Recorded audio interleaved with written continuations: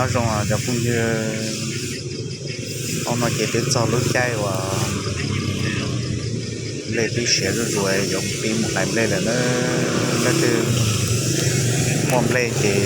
từ ba dùng tí lấy lại nữa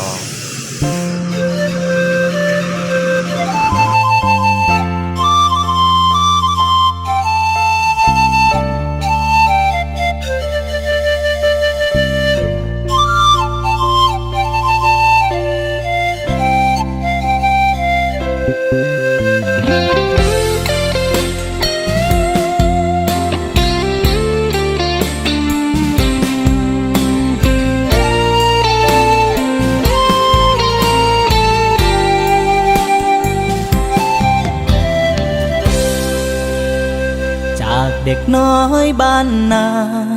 มาขายแรงอยู่ในเมืองกรุงซื้อข้าวถุงแกงทุงกินตอนหลังเลิกงานอยู่ในสังคมเร่งรีบถูกความจนถีบลงให้แข่งขันต้องตื่นแต่เช้าทุกวัน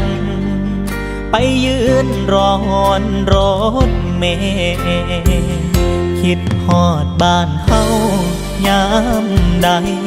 น้ำตาไหลในใจว่าเวคิดฮอดอีพ่ออีแม่แท้เดป่านนี้จากว่าสิเป็นจังได้หอมกลิ่นขี้ดินบ้านเกิดโชยมาหอมกลิ่นปลาร้าให้น้อยคักแท้หอมแกงหน่อไม้อีแม่โอ้ยขึ้นหอดบ้านลายหอมกลิ่นลาบหัวฝีมืออีพอทุกภาพยังจอจอดรอในใจนับนิ้วซ้ำมาซ้ำไปทางใจฮอดบ้านแล้วได้โอ้ยอยากเมื่อบ้านลาย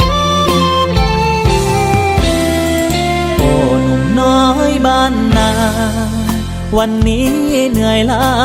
อ่อนแรงอยากลาเมืองสีแสงบ่อยากแข่งขันกับใครบอกใจสู้ไว้ก่อนเด้อเก็บเงินได้พอมือใดสิลาออกจากเมืองใหญ่ไปอยู่ท้องไร่ท้องนาบ้านเฮา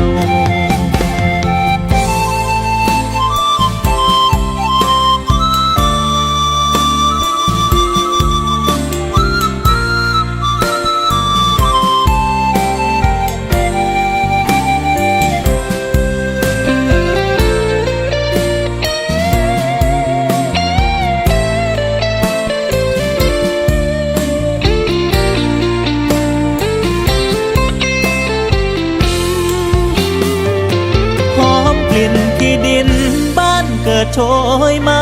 หอมกลิ่นปลาร้าให้น้อยคักแท้หอมแกงหน่อไม้อีแม่โอ้ยคือทอดบ้านลายหอมกลิ่นลาบหัวฝีมืออีพอทุกภาพยังจอจอดรอนให้ใจนับนิ้วซ้ำมาซ้ำไปทางใจฮอดบ้านแล้วได้โอ้ยอยากเมื่อบ้านลายโอ้หนุ่มน้อยบ้านนาวันนี้เหนื่อยล้าอ่อนแรงอยากลาเมืองสีแสงบ่อยากแข่งขันกับใครบอกใจสู้ไว้ก่อนเด้อเก็บเงินได้พอมือใดสิลาออกจากเมืองใหญ่ไปอยู่ท้องไร่ท้องนาบ้านเฮาสิลาออกจากเมืองใหญ่ไปอยู่ท้องไร่ท้องนา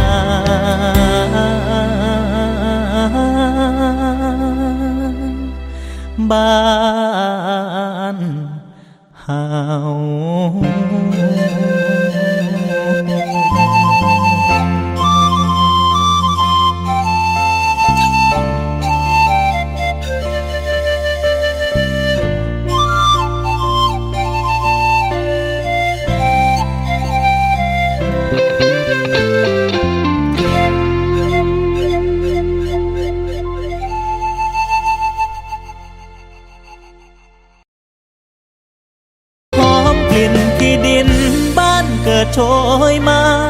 กลิ่นปลาร้าให้หน่อยคักแท้หอมแกงหน่อไม้อีแม่โอ้ยคือทอดบ้านหลายหอมกลิ่นลาบบัวฝีมืออีพอทุกภาพยังจอดรอนให้ใจนับนิ้วซ้ำมาซ้ำไป